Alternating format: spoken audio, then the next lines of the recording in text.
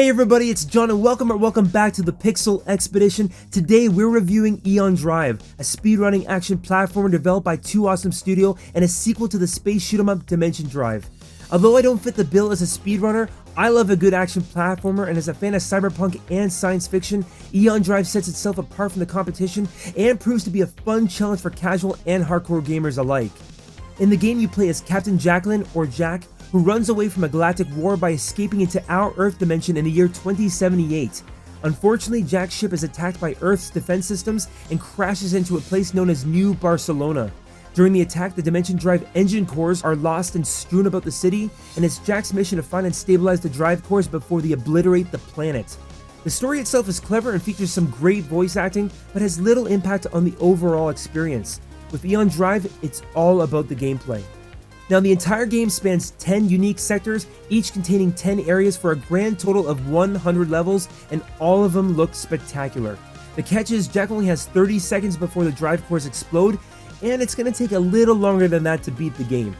Luckily, Jack's AI companion named Vera can warp space and time and simply borrow the time they need to get the job done and make it out alive. So the deal is that each level must be completed within 30 seconds, but Jack can stretch it out by collecting energy along the way.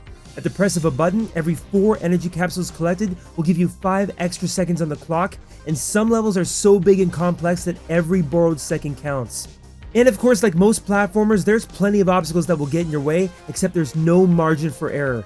Anything that can hurt you in the game is a one-shot deal. Whether it's spikes, robots, energy beams, projectiles, or falls to your death, if you get hit or time runs out, it's over. But the respawn rate is super fast, so before you know it, you're right back in for another try. And believe me, your first run through each level won't be pretty. The gameplay footage you're watching might look pretty slick, but that's because I've spared you much of the gameplay that looks like this.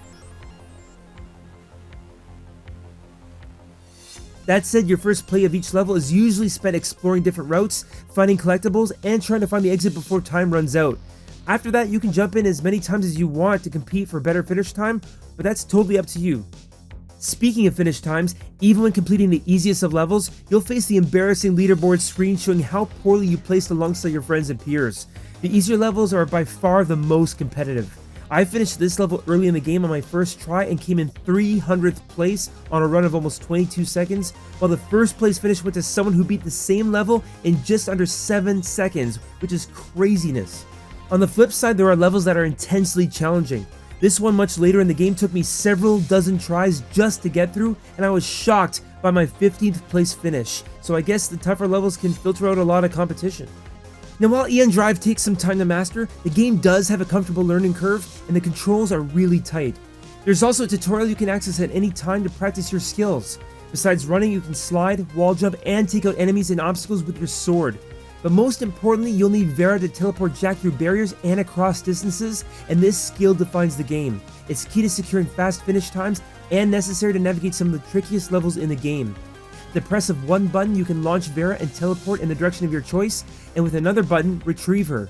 But if you throw Vera without teleporting and then move on without pressing the retrieve button, you'll find yourself teleporting back to where you left her, which can have some unfortunate results.